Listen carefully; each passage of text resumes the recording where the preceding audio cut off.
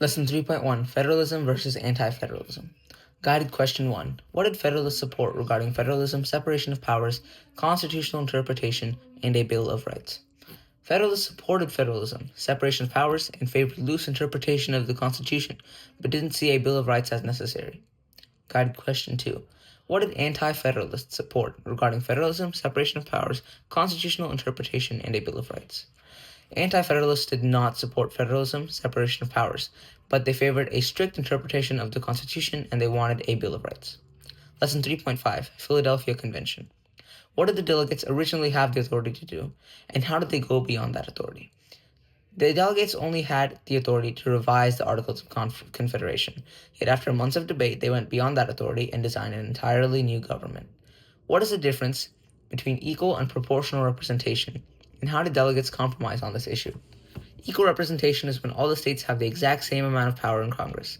Proportional representation is when states have congressional power based on their population density. Delegates compromised on this issue by introducing the Connecticut Compromise, which is where the big and small states combined their ideas into a two-house legislature known as Congress. Guided Question 3. How did delegates address the issue of slavery? The delegates introduced the Three-Fifths Compromise, which said that 3/5 of an enslaved person would be counted towards population for power in Congress. They also postponed the end of the slave trade by 20 years. Lesson 3.6 Preamble. What is a constitution, and how was the U.S. Constitution organized? The Constitution is the supreme frame and law of the government. The U.S. Constitution is organized into 3 sections: the preamble, the articles, and the amendments. Guided Question 2. What is the purpose of the preamble? The purpose of the preamble is to clarify that the U.S. Constitution and government is established by the people. Guided Question 3. What are 2 main types of constitutional interpretation, and how do they differ? The 2 main types of constitutional interpretation are loose interpretation and strict interpretation. Strict interpretation follows the Constitution by the word. Loose interpretation allows the government to do anything except for what the Constitution tells them not to do. Lesson 3.7 Articles of the Constitution. Guided Question 1.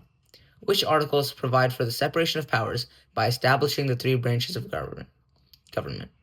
Articles 1, 2, and 3 provide for the separation of powers. What is the defining concept of Article 4? The defining concept of Article 4 is federalism. How does Article 5 make the U.S. Constitution a living document? Article 5 describes how to change the Constitution. So, the U.S. Constitution is alive because for something to be alive, it has to be able to adapt or change. Guided Question 4. How did Article 6 provide increased economic and legal stability? Article 6 states that any debts prior to the U.S. Constitution are still valid. This caused the U.S. to have to pay off all of its debts that it gained during the Revolutionary War. Although this seems bad, it actually caused other countries and banks to trust us, and America became the most financially stable nation on earth.